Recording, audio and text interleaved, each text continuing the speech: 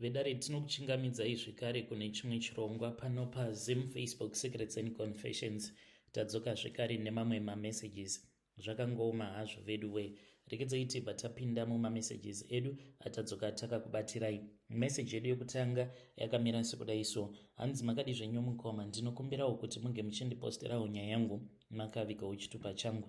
Mukoma She, ndinoda kureururawo izvo zvandakakura ndichiitiswa naamai vangu, even though ndainge ndisingadi, but amai vangu vainge vari munhu wekuti kana vakakuudza zvavanenge vakuudza, kana ukaramba vaikurova. So ndakati ndava kusekondary school, ndava mubhodha, amai vangu ivo vainge vachiti musi uyo watinovhara chikoro ndinge ndichiba pend 1 kana ndikakwanisa 2 evasikana vandainge ndichidzidza navo ndaibva ndazouya nawo kuna amai vangu. So amai vangu vaizoisa mapendi awa mubox rimwe rainge riine tsono. Zvinhu izvi ndo zvandakakura ndichiitawo mukoma She. Kutaura kudai ndiri mudzimai uye zvekare ndine makore 42 years ekuberekwa, I just wonder kuti ivo amai vangu mapendi ose awo andainge ndichiba ndichimabira mamwe maschoolmates angu vaizomashandisei apart from izvo zvandaizoona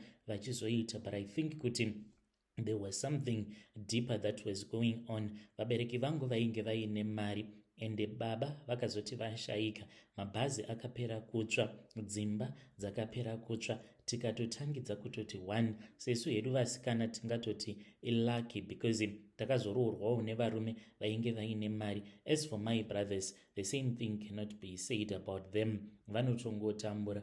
Unoziva nhamo iya yekuti inosvika pakunyadzisa. Unotanga uchakumbira murume kuti ange achisimudzirawo hanzvadzi yako, but zvinenge zvichiramba. No matter how hard you try to lift them up, vanongosangana nemachallenges mubusiness zvekuti at the end of the day munhu unozongomukurudzira kuti dai wachingosiyana nazvo zvebusiness racho, kana kuri kunzi zvinenge zvichiramba because hazvisi zvako. Yet vabereki vedu vainge vari multiple millionaires. Mukoma She, mumba maigara muine mari. Sometimes kwaitouya motikari dzichauzotora mari pamba because baba vangu vaiwirirana noumwe MP, saka iye ainge asingadi kuchengeta mari iyoyo kumba kwake. Mari iyi yaitochengeterwa pamba pedu. Dzimwe mari dzacho dzainge dzichitogara mumacardbox mukoma, dzaigara dziri mubedroom rababa naamai. Taiwanzokuti kana tiine mari yatinenge tichida, kana ukakumbira vabereki kuti ndikuda mari, waingonzi enda unotora mubedroom.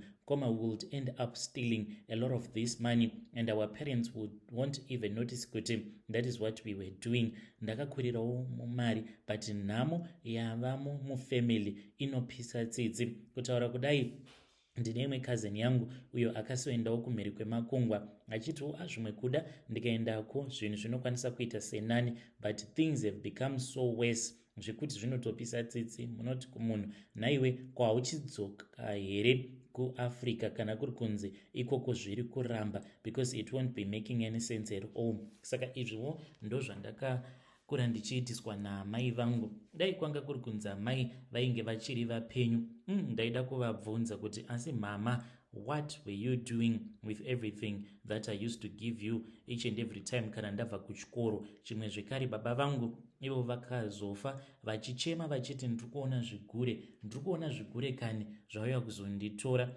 That is what happened when my father passed away. Vakafa vachiita sekunge vainge varohwa nazvo zvigure zvacho izvozvo vainge vachingoona zvichivarova vari vega. Kunyange manesi, they were even scared to attend my dad, especially at night. Hanzi vaiti kana vopinda muward mavanenge vari, hanzi maita rimwe zimunhuwi and vainzwa kuremerwa. So they were really scared of what was taking place. Ndo mafiro awo akaita baba vangu. But as for my mom, she just passed away in her sleep. Takazongonzwa yava mhere. Mushure mekunge maid aenda akanovanokera, she did not answer. She just said let me open. Ndobva atoona kutoti mama vainge vatofa ende baba at that time vainge vasipo, vainge vaenda kumhiri kwemakungwa. Kubva ipapo zvinhu zvakabva zvachizotanga kudhakwa mukoma She. Kana mukaposta nyaya yangu ndizivisei, ndichange ndichizotevererawo ndiri mucomment section.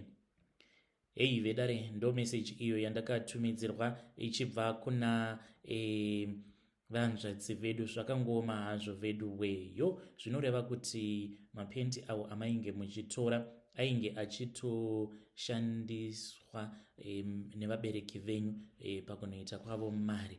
Zvakangoma hazvo vedu we. Let's hope kuti those women wherever they are doing okay. Do you still have any contact? Are you still communicating with my schoolmates? If you can you come back and tell us, is there something that is happening kwavari?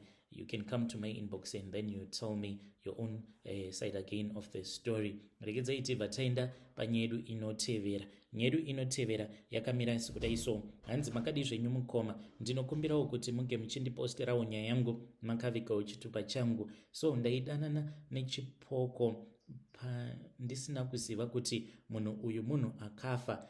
Handina kuzomuona palive futi, asi anouya kuhope. Dambudziko nderekuti anenge achinditi iye ane pamuviri pangu.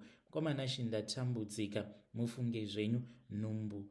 Mukadzi wangu anongoti kana akaita nhumbu inobva yatobva. And I think kuti it is because ndakambodanana nechipoko, kana kuti ndingangoti ndakakecha chipoko. Ndaitawo zvekurarama nekukecha mahure kubvawo zvandakauyawo muno muSouth Africa.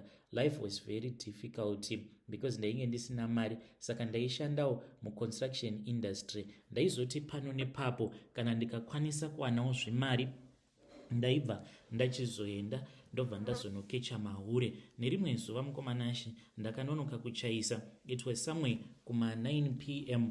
ndikanzwa kuti ndainge ndichitoda nezvemukadzi. Ndikati zvino pano ndoita sei? Ndakafamba mukoma. Zvivindi zvacho kana wava kufunga nesikarudzi yako unenge usingatombonyatsokufunga zvakanaka. Ndakafamba ndikaenda kunzvimbo kwacho ikoko kwavanoita zvekutengesa miviri yavo, but handina kufadzwa nevasikana vainge varipo because painge paine kamwe kandaifarira kamuSouth African handina kukawana. Apa ndainge ndatova nemafoni numbers kakabva kandiudza kuti kainge kaitwa book out neumwewo. So I was supposed to return kana kuti ndozomufonera over azouya. Apa ndainge ndisitomborina kana accommodation. Ndaingotiwo pandinenge ndichingovaka ndo pandinenge ndichitogara ipapo. Ndikati iripo akanditi call me after about 2.5 hours ndinenge ndapedza neclient yangu ndobva ndazouya ikoko. So ndakati ndava kufamba ndava kuenda hangu uko kwandainge ndichishanda because tainge tichivakira mutown at that time.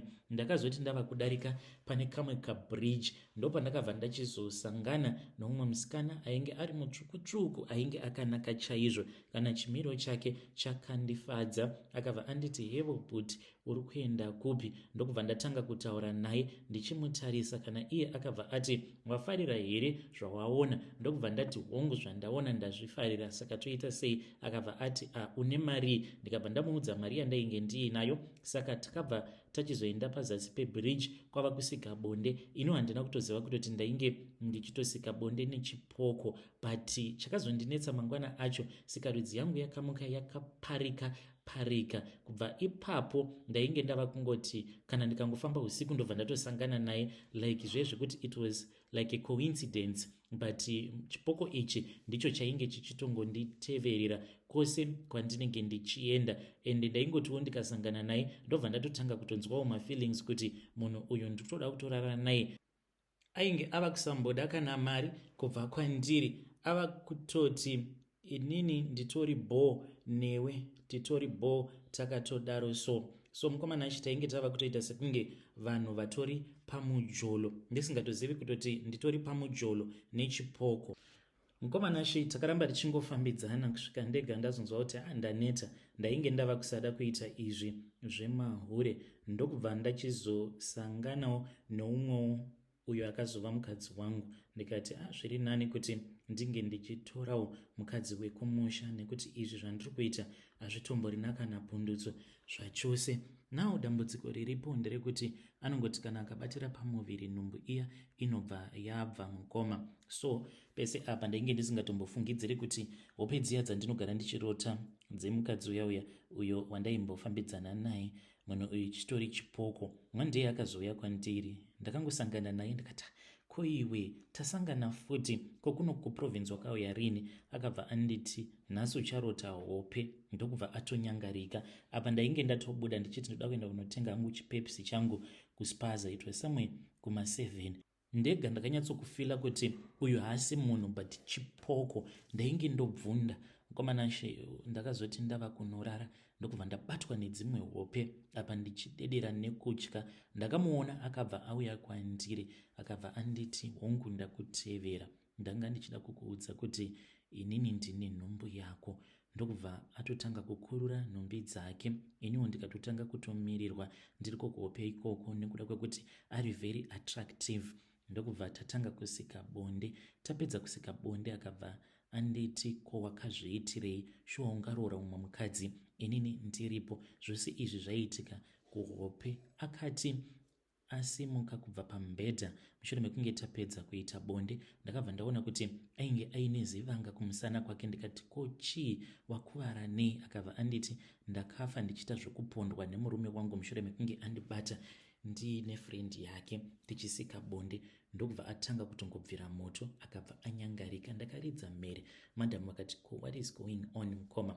Handina kuda kuvaudza hope idzo dzandainge ndabva mukurota. So now I know for a fact kuti ndiri kukuvadzisa mukadzi wangu. Apa tiri kuda mwana. Ndoitawo sei naye mhuri yeZimbabwe? Iye akatondiudza kuti handingambotendedzizve kuti mukadzi wako ange achizozvara. Okuzvarira inini ndiine nhumbu yako. Apa nhumbu yacho mukoma haizvarwi, yatova nemakore, achingouya kwandiri achiti ndine mimba yako. Saka she is blocking me. Ndibetsereiwo, ndingachenurwa sei? Ndakamboendawo kune umwe sangoma muno muSouth Africa but ainge achida mari. Akati mari anoda kuti ange achindichenura it was 65,000 rands, in which I can never be able to get that money. Hey, vedare ndo message iyo yandakatumidzirwa ichibva kuna mukoma vedu. Ngatizamei kuti tinge tichitaura navo mukoma vedu ava mucomment section. Strange things indeed they do happen in this world. Kudanana nechipoko, akomanaka zvakangooma hazvo vedu we. Hapanzi kuri kudiwa 65,000 rands kuti ndinge ndichizochenurwa. Pakaipa. Rekedzai tibva taenda panyedu inotevera. Nyedu inotevera yakamera sekudai so. Hanzi makadi zvenyu mukoma, ndinokumbirawo kuti munge muchindiposterawo nyaya yangu makavikawo chitupa changu. Ndauyawo pano ndiine confession yangu iyo yandiinayo. So ndakaroorwawo nemurume wangu, iye muprofita, but ndakazoti ndatanga kugara naye ndopa ndakabva ndazoona kuti pakaipa mukoma. I was already pregnant, so for me to walk away it was very difficult. Ndigerewo muno muPretoria, murume wangu iye muprofita wenguo tsvuku, saka nguva zhinji anodyira mundiro yake yemakwati nekunwira mvura imomo, uye zvekare kana kuchinaya anofanira kuti ange achirara panze. Dzimwe nguva kana pachida kuitwa zambara pamba anotomboenda kune imwe n'anga, but n'anga iyi iri muno muSouth Africa asi ichibva zvayo kuMozambique.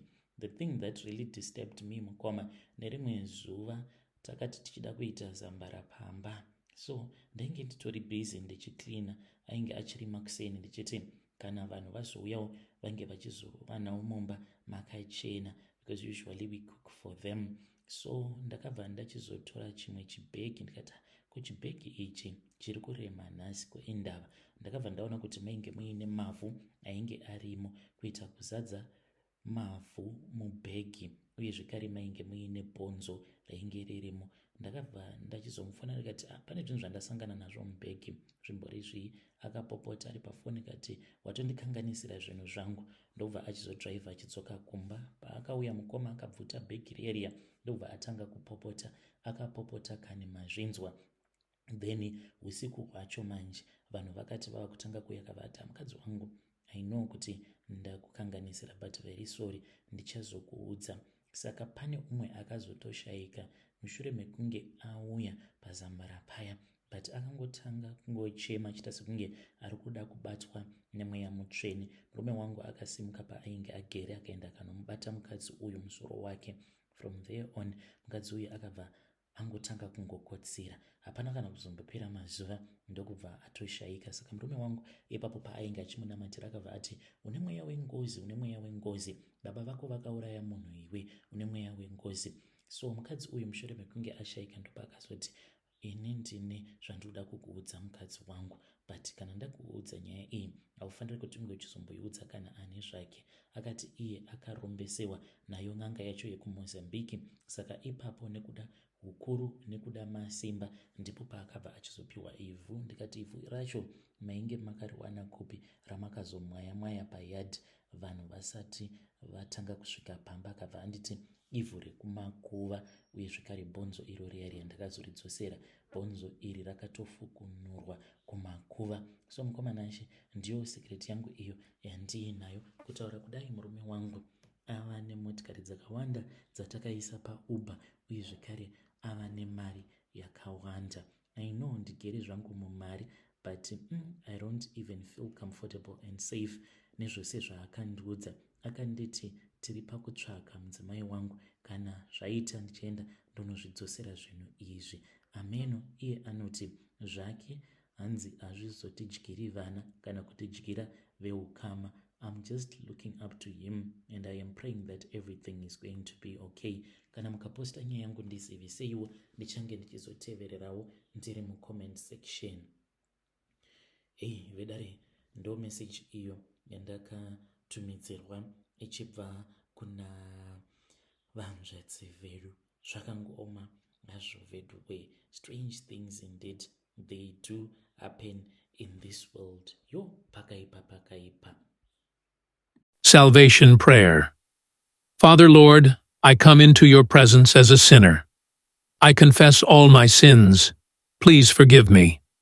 I didn't know any better. I promise not to go back to my old ways.